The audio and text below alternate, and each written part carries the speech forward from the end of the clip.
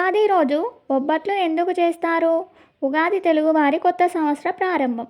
ఈ రోజున తీపి వంటకాలు చేయడం ఒక సాంప్రదాయం.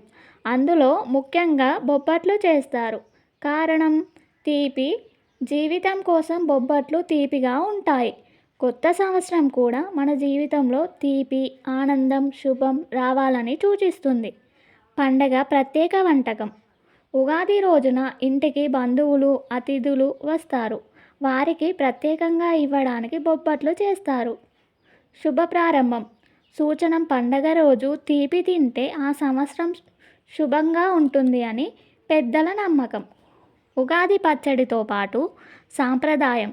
ఉగాది పచ్చడి జీవితంలోని అన్ని రుచులను సూచిస్తే బొబ్బట్లు తీపి, ఆశలు మరియు సంతోషాన్ని సూచిస్తాయి.